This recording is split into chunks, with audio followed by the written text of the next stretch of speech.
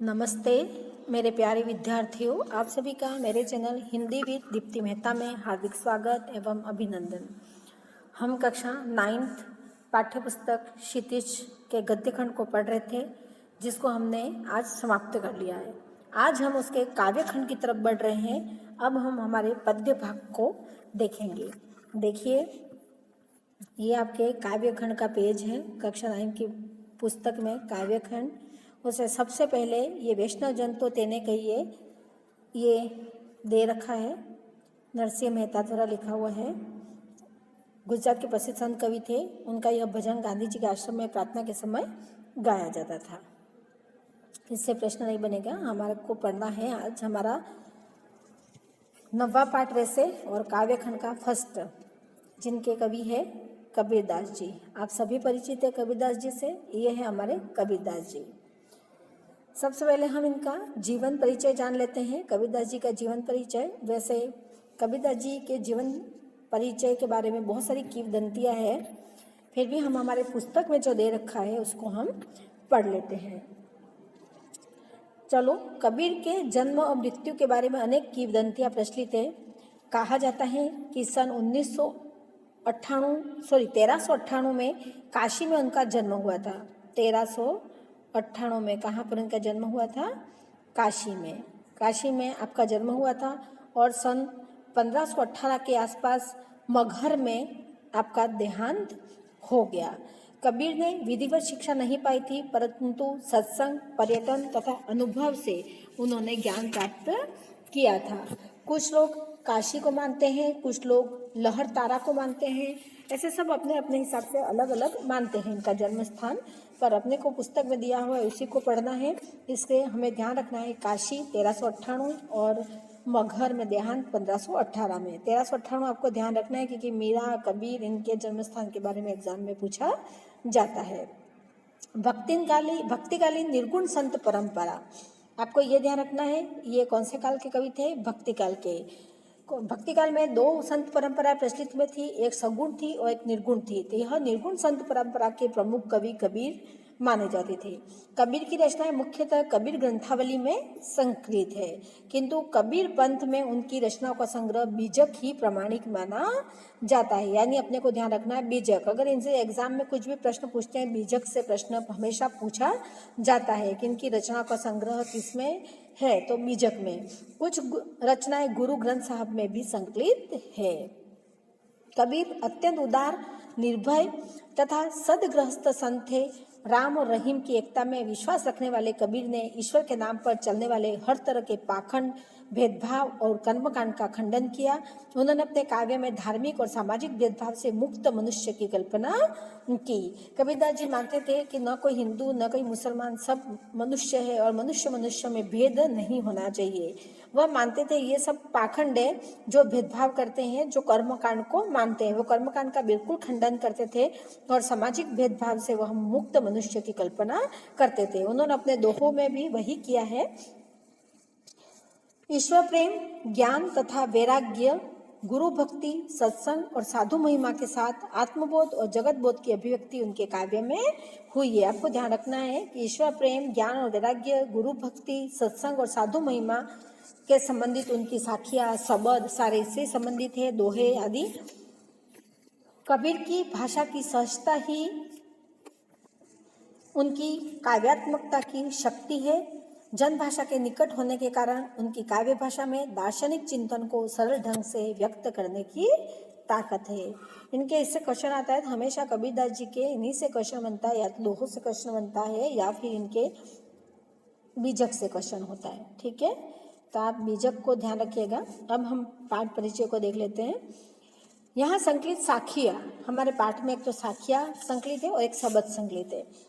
तो यहाँ संकलित साखियों में प्रेम का महत्व क्या क्या बताया गया, ये पाठ के बारे में बताया। प्रेम का महत्व, संत के लक्षण, ज्ञान की महिमा, बाह्य आडंबरों का विरोध आदि भावों का उल्लेख हुआ है।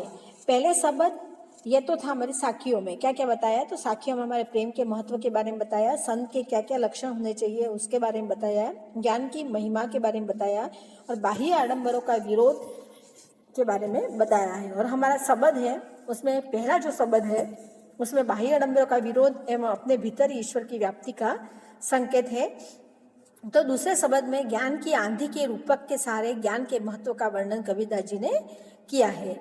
ज्ञान की सहायता से मनुष्य अपनी दुर्बलताओं से मुक्त होता है। अब हम आगे बढ़ते हैं हमारी साखियाँ। देखो साखियों को कैसे पढ़ा जाता है, मैं एक साखी आपको पढ़ के बता देती हूँ, उसके पश्चात आपको मैं सीधे सीधे बोल के बताऊंगी क्योंकि इसमें टाइम ज़्यादा लगता है। पहली साखी मैं आपको बता देती हूँ। माने सरोवरे सुभरे जल, हंसा केली कराही, मुक्ता फली मुक्ता चुगे, अब उड़ी अनत न जाही कबीरा, अब उड़ी अनत न जाई। इस तरह से इसको पढ़ा जाता है। देखो, मान सरोवर सुभर जल, हंसा केली कराही, मुक्ता फल मुक्ता चुगे, अब उड़ी अनत न जाही। यहाँ मान सरोवर से तात्पर्य है, यहाँ हर शब्द का अर्थ निकलता है। मान सरोवर से तात्पर्य हमारा जो तिब्बत है उसमें स्थित एक पवित्र झील है जो मान सरोवर कही गई है। आज सभी तिब्बत में जानते हो मानसरोवर झील, जहाँ पर कैलाश पर्वत स्थित है और वहाँ पर शिव जी का निवास स्थान है, और उसके नीचे एक मानसरोवर झील बहा करती है जो तिब्बत में हमारे स्थित है। और दूसरा कवि ने यह मानसरोवर का अर्थ निकाल रहा है हमारा मन रूपी सरोवर, है ना। और तीसरा अर्थ यहाँ पर कबीरदास जी ने निकाला है शून्य से शिखर में स्थित एक अमृत कुंड से इसकी तुलना की है। उसके बाद हमारा सुभर, सुभर मतलब अच्छी तरह से भरा हुआ। सुभर मतलब क्या होगा? अच्छी तरह से भरा हुआ। मानसरोवर अच्छी तरह से भरा हुआ। उसके पश्चात हमारा यहाँ पे है जल, जल मतलब यहाँ अमृत से उसका अर्थ लिया गया है। हंसा, हंसा मतलब हमारी आत्मा से इसका मतलब लिया गया है। केली मतलब क्रीड़ा करना, है ना। कराही मतलब करना। मुक्ता फल मुक्ता चुगे, मुक्ता फल मतलब मोती रूपी फल को यहाँ लिया गया है। रूपी मतलब रूपक अलंकार होता है यहाँ, है ना। मुक्ता फल और रूपी जहाँ पे लगता है वहाँ पर हमारा कौन सा कर्मधारी समास भी होता है। मुक्ता चुगे यानी मोती चुगता है। अब उड़ी अनत न जाही यानी अब अन्यत्र कहीं उड़ न जाए। यहाँ पर देखो, ये प्रत्येक शब्द का मैंने अर्थ बताया। अब आपको मैं इसका अर्थ बता देती हूँ कि प्रस्तुत साखी जो हमारे हैं उसमें कबीरदास जी कहते हैं कि मान सरोवर है, मान सरोवर सुभर जल, मान सरोवर झील स्वच्छ जल से हमारे लबालब भरी हुई है। उसमें हंसा केली कराही, हंस है वह क्रीड़ा कर रहे हैं। वे वहाँ मुक्ता फल मुक्ता चुगे, वे वहाँ मोतियों को चुगते हैं। अब उड़ी अनंत न जाई और उस आनंदमय स्थान को छोड़कर कहीं अन्यत्र नहीं जाते हैं। इसका सामान्य अर्थ ये होता है कि मानसरोवर झील स्वच्छ जल से भरी हुई है, लबालब हंस उसमें क्रीड़ा कर रहे हैं और मोतियों को चुगते हैं और उस आनंदमय स्थान को छोड़कर वो कहीं अन्यत्र जाना नहीं चाहते। पर यहाँ कवि इसके माध्यम से और संकेत देना चाह रहा है कि वह कह रहे हैं कि भक्त का मन है हमारा जो, वह सरोवर रूपी आनंद में स्वच्छ जल से भरा हुआ है। उसमें शुद्ध मुक्त जीवात्मा मतलब हमारी आत्मा, है ना, उसमें विहार कर रही है और वहाँ आनंद रूपी मोतियों को वह चुगता है और चुगते हुए वह मुक्ति को पा लेना चाहता है, वह कहीं अन्यत्र बसना नहीं चाहता है। मतलब कवि यहाँ यह कह रहा है कि हमारे मन में परमात्मा का निवास है, भगवान का निवास है। उसे खोजने के लिए हमें अन्यत्र कहीं जाने की जरूरत नहीं है, आवश्यकता नहीं है। हमें हमारे मन में ही ईश्वर को ढूंढना चाहिए क्योंकि हमारे मन में ही आत्मा रूपी परमात्मा निवास करती है जो कहीं अन्यत्र जाने की जरूरत नहीं होती है। सामान्य अर्थ और कवि ने अन्य अर्थ लिया है, दोनों ही मैं आपको यहाँ समझा चुकी हूँ। यह साखी है वो पर्चा को अंग से ली गई है। इनके पर्चा को अंग एक लिखा हुआ है, उसके अंदर से ही साखी ली गई है। देखो हम दूसरा देखते हैं। दूसरी हमारी साखी है, प्रेमी ढूंढते में फिरो, प्रेमी मिले ना कोई, प्रेमी को प्रेमी मिले, सब विषय अमृत होए। मतलब प्रेमी ढूंढत में फिरो, प्रेमी मिले न कोई, प्रेमी को प्रेमी मिले, सब विष अमृत होए। प्रेमी मतलब प्रेम करने वाला, है ना, प्रेम करने वाला। फिरो मतलब फिरता हूँ, और यहाँ विष का अर्थ है जहर से, और अमृत आप सभी जानते हैं। तो यहाँ कबीरदास जी कहते हैं कि मैं सच्चे ईश्वर प्रेमी को ढूंढता फिर रहा हूँ, प्रेमी ढूंढत मैं फिरूँ, मतलब मैं सच्चे, यहाँ ईश्वर के प्रेम की महत्ता को बताया गया है कि मैं सच्चे ईश्वर प्रेमी को ढूंढता फिर रहा हूँ, प्रेमी मिले न कोई, पर मुझे ऐसा कोई प्रेमी नहीं दिखाई दे रहा है जो ईश्वर का सच्चा भक्त हो। प्रेमी को प्रेमी मिले, जब एक ईश्वर के प्रेमी से दूसरा ईश्वर प्रेमी मिलता है, सब विष अमृत होए, तब मन की विषय वासनाओं का सारा विष अमृत में परिणित हो जाता है।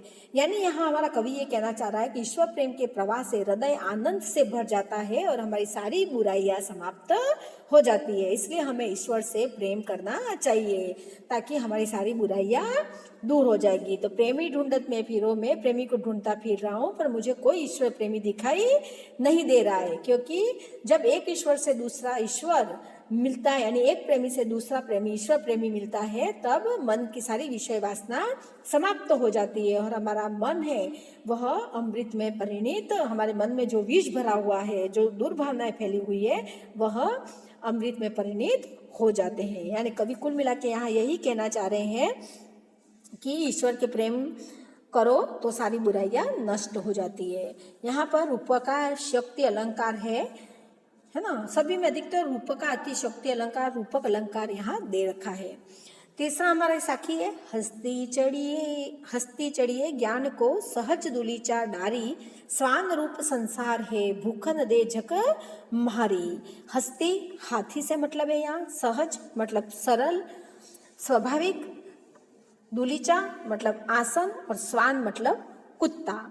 तो कबीरदास जी यहाँ पर कहते हैं कि सहज समाधि का आसन बिछाकर ज्ञान के हाथी की सवारी करो, हस्ती चढ़िए ज्ञान को सहज दुलीजा डारी। तो सहज दुलीजा डारी मतलब सहज समाधि का आसन बिछाकर ज्ञान के हाथी की सवारी करो, अर्थात ज्ञान प्राप्ति के लिए सहज समाधि लगाओ। हम अच्छे से ध्यान मग्न होकर ज्ञान प्राप्ति में निमग्न हो जाएंगे तो हमें ज्ञान प्राप्ति निश्चित होगी। स्वान रूप संसार है भूखन दे जगमाई, यदि तुम्हारी आलोचना करने वाले कुत्ते की तरह भुगते हैं तो तुम उसकी चिंता मत करो, अर्थात वे अंततः स्वयं चुप हो जाएंगे जब तुम्हें ज्ञान की प्राप्ति हो जाएगी। कवि यही कहना चाहता है कि आलोचनाओं से डरो मत, कुत्ते हैं जो पीछे भौंकने वाले हैं, वो भौंकते रहते हैं, उनकी चिंता तुम मत करो, वो अंततः जब तुम्हें अपना फल प्राप्त हो जाएगा तो वह चुप वैसे ही हो जाएंगे। पखा पखी के कारणे सब जग रहा भुलान, निरपक होय के हरि भजे सोई संत सुजान। यहाँ पर कबीरदास जी ने पखी का अर्थ बताया है पक्ष और विपक्ष। पक्ष और विपक्ष के कारणे मतलब कारण, सब जग रहा भुलान मतलब भूलना, भुलान मतलब भूला हुआ, निरपक मतलब निष्पक्ष, और सोई मतलब वही, और सुजान मतलब ज्ञानी। तो यहाँ कबीरदास जी कहते हैं कि सब लोग किसी न किसी संप्रदाय का समर्थन या विरोध करने में ही लगे हुए हैं। पखा पखी के कारण पक्ष विपक्ष में किसी न किसी संप्रदाय के पक्ष विपक्ष करने में लगे रहते हैं। इस तरह पक्ष विपक्ष के चक्कर में पड़कर लोग बड़ी भूल कर रहे हैं, सब जग रहा भूलान, बड़ी भूल कर रहे हैं। निरपक होय के हरि भजे सोई संत सुजान, वास्तविक ज्ञानी सज्जन तो वह है जो संप्रदाय से ऊपर उठकर निष्पक्ष होकर ईश्वर भजन करता है। मतलब कवि यहाँ कह रहे हैं कि आप संत संप्रदाय के समर्थन में मत पड़ो, उसके पक्ष विपक्ष मत करते रहो, आप निष्पक्ष होकर किसी के भी समर्थन में न जाकर निष्पक्ष होकर ईश्वर का भजन करो, आपको निश्चित सफलता प्राप्त होगी। नेक्स्ट हमारा है, हिंदू मुआ राम कही मुसलमान खुदाई, कहे कबीर सो जीवता जो दुहू के निकटी न जाई। मुआ मतलब हिंदू, मुआ मतलब हिंदू लोग, मुआ मतलब मर गया, कही कहकर, सो जीवता वही जीवित है, दुहू के दोनों के। यहाँ कबीरदास जी ने हिंदू और मुसलमान जो अपने अलग अलग धर्म को श्रेष्ठ बताकर अपना जो बड़प्पन बताते हैं उसके बारे में यहाँ कवि कह रहे हैं।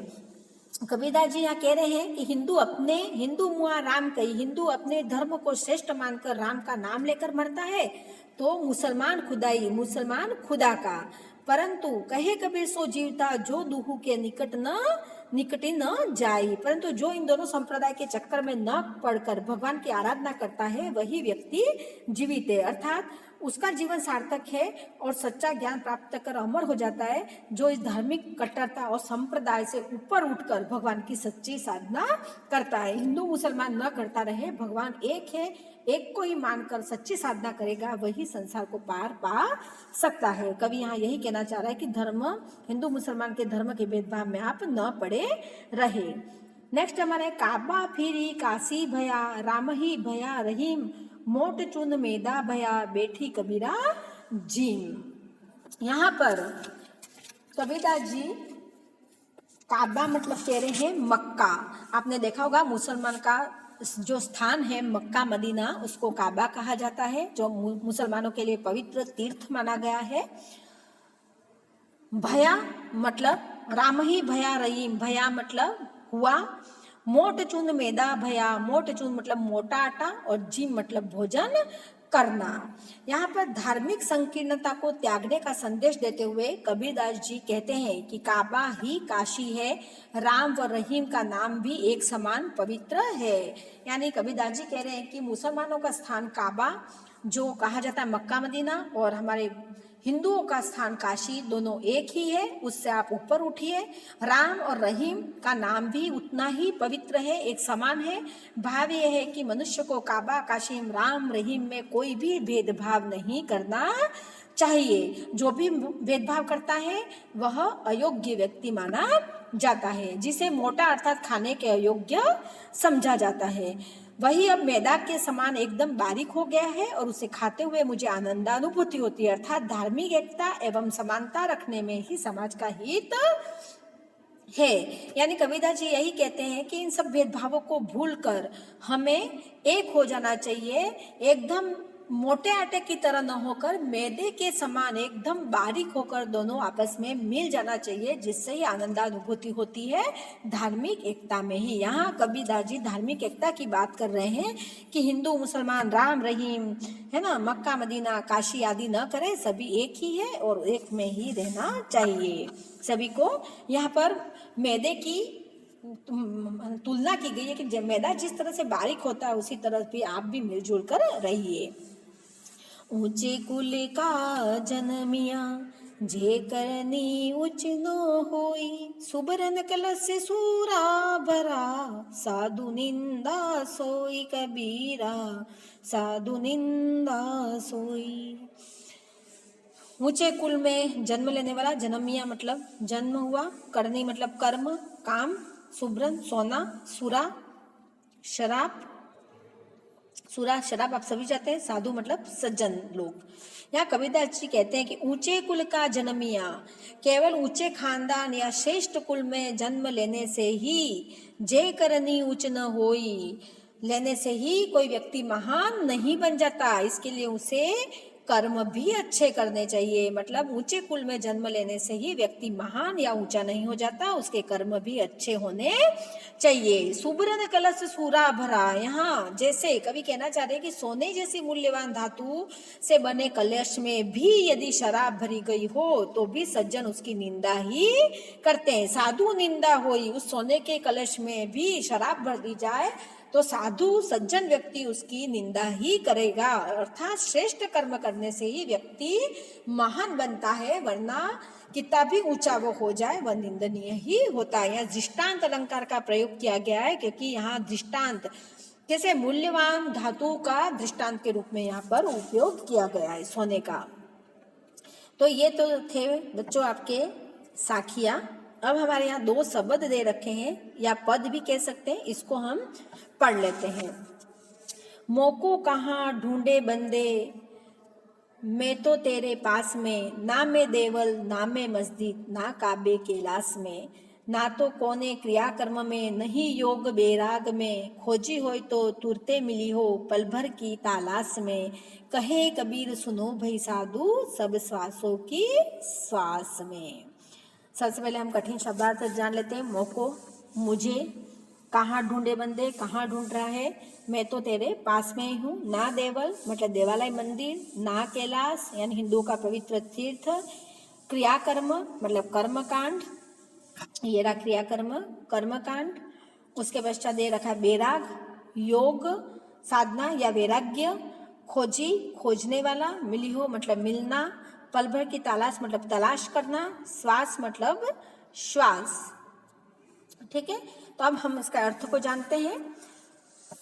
यहाँ कबीरदास जी कह रहे हैं कि हे मनुष्य, तुम मुझे कहाँ ढूंढने का प्रयास कर रहे हो, तुम मुझे कहाँ ढूंढ रहे हो, मैं तो तुम्हारे पास में ही हूँ, मैं तो तेरे पास में, ना देवल ना में मस्जिद ना काबे कैलाश में। यहाँ कवि कह रहे हैं मैं तो किसी देवालय में नहीं रहता हूँ, न किसी मस्जिद में रहता हूँ, न किसी काबा मैंने बता चुकी मक्का मदीना में, और न कैलाश पर्वत पर रहता हूँ। ना तो कोने क्रियाकर्म में, नहीं योग वैराग में, और ना ही मैं किसी प्रकार की क्रियाओं में, और न नाना प्रकार के कर्म कांडों में या योग साधना में या वैराग्य धारण करने में भी मैं नहीं पाया जाता। खोजी हो तो तुरते मिली हो पल भर की तलाश में। यदि सचमुच में मुझे कोई खोजना चाहता है तो मैं पल भर की तलाश में ही मिल जाऊंगा। कहे कबीर सुनो भाई साधु, सब श्वासों की श्वास में।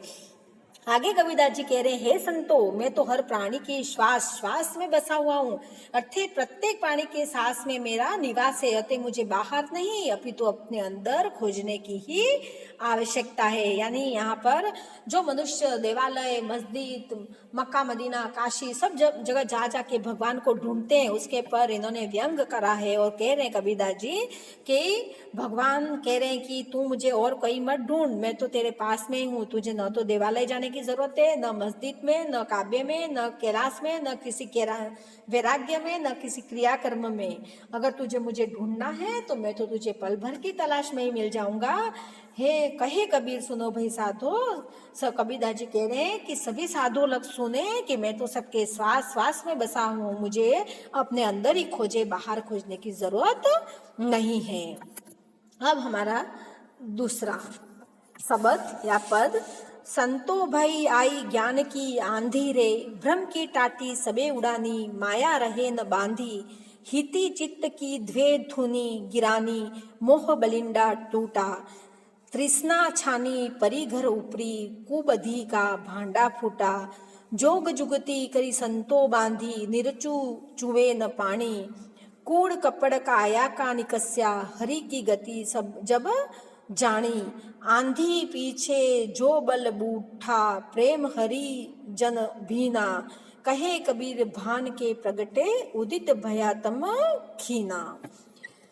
यहाँ पर भ्रम मतलब संदेह, टाटी, टाटी मतलब पर्दा, टटिया, माया मतलब धन दौलत, मोह, हिति मतलब भलाई, थुनी दो खंबे, जिन झोपड़ी की छत खंभों पे टिकी रहती है उससे यहाँ मतलब है, बलिंडा छप्पर के नीचे लगने वाली बड़ी बल्ली, छानी, छानी मतलब छावन, कुबधी दुर्गति, भांडा बर्तन, भांडा फूटा है ना ऐसे कहते हैं, मतलब भेद प्रकट हुआ।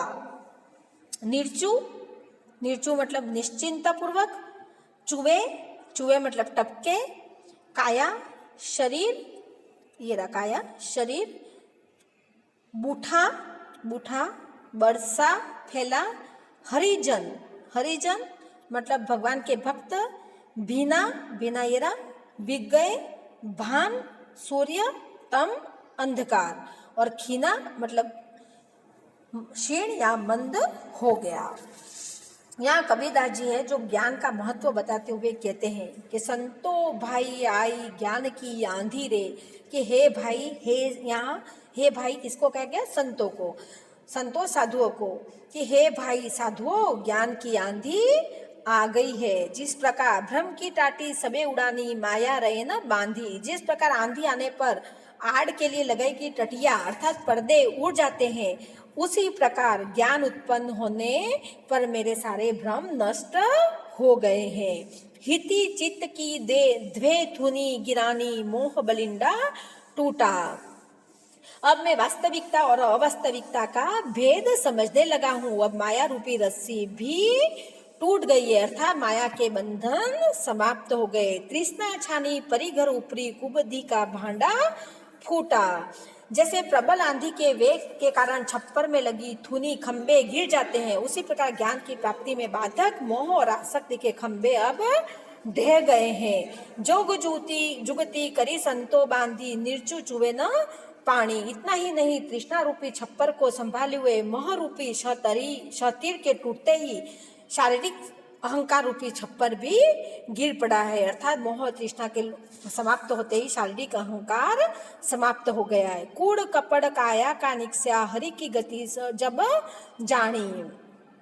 यहाँ पर आगे कवि कह रहे अर्थात तृष्णा ही नहीं रही तब इच्छा भी कैसी। आंधी पीछे जो जल बूठा प्रेम हरि जब भीना, कहे कबीर भान के प्रगटे उदित भया तब खीना। अर्थात जब तृष्णा ही नहीं रही तब इच्छा भी कैसी। जब ज्ञान की प्राप्ति हुई तब संतों ने वास्तविकता को समझ लिया। वह समझ गए कि बाहरी छप्पर व्यर्थ है। तब उन्होंने योग की युक्तियां और सद्वृत्तियों की सहायता से अपने शरीर रूपी छप्पर का निर्माण किया। इसका कूड़ कपड़ काया वाला जो था, उसका कूड़ा करकट तुरंत बाहर निकल आया और अब शरीर रूपी छप्पर में विषय विकार रूपी जल की एक बूंद भी आने की संभावना नहीं रही।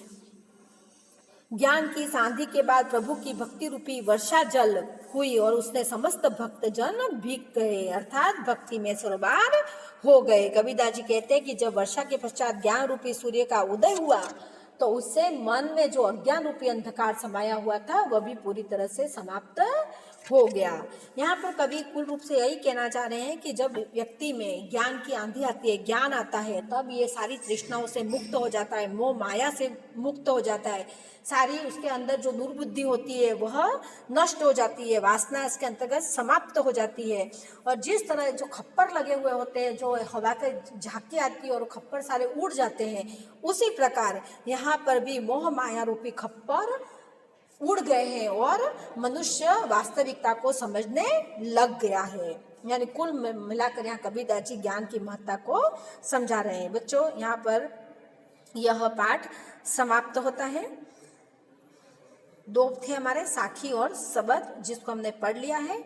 मैंने आपको साथ साथ में अर्थ बता दिए हैं, फिर भी अपन यहाँ अर्थ को जान लेते हैं। सुभर अच्छी तरह भरा हुआ, केली क्रीड़ा, मुक्ताफल मोती दूलीचा, कालीन स्वान कुत्ता, जग मारना मजबूर होना, वक्त बर्बाद करना, पखापखी पक्ष विपक्ष, कारने कारण, सुजान चतुर, निकटी निकट, काबा मुसलमानों का पवित्र तीर्थ स्थल मैंने आपको बताइए है, मक्का मदीना, मोरचून मोटा आटा, जमनिया जन्म लेकर, सुरा शराब, टाटी टट्टी, पर्दे के लिए लगाए हुए बांस आदि की पट्टियों का पल्ला, थुनी स्तंभ या टेक, दो थंबे पे एक झोपड़ी बनी होती है उसको कहते हैं। बलिंडा छप्पर की मजबूत मोटी लकड़ी को कहते हैं। छानी छप्पर, भांडा फूटा, भेद खुलना, ये भांडा फूटे याद रखना। निर्चू थोड़ा भी, चुवे चूता है, रिश्ता है, बूठा वर्षा, खीना शीर्ण हुआ। ये तो थे आपके शब्दार्थ और यहाँ पर ये आपके शब्द एवं साखी समाप्त होते हैं। जब इसके क्वेश्चन आंसर लेके आऊंगी, साथ साथ मैं आपको ये भी बताऊंगी कि इसके क्वेश्चन आपके कैसे बनते हैं, क्योंकि क्वेश्चन आना हमें बहुत ही ज़रूरी है कि क्वेश्चन कैसे पूछे जाएंगे। जब तक हमें इसका पता नहीं होगा हम इसके अच्छे से हल नहीं कर पाएंगे। जब क्वेश्चन आंसर की जैसे पार्ट पूरे होंगे उसके पश्चात मैं क्वेश्चन आंसर की सीरीज लेके आऊँगी, तब प्रत्येक पार्ट के आपको क्वेश्चन भी हल में कराऊंगी। तो आज हमारा काव्यखंड का पहला पार्ट जो कबीरदास जी की शब्द एवं साखियाँ था वो समाप्त होता है। आपको अच्छी तरह से समझ में आया हो तो आप मेरे वीडियो को ज़्यादा से ज़्यादा लाइक करें, शेयर करें, मेरे चैनल को सब्सक्राइब करें। जय हिंद, जय भारत।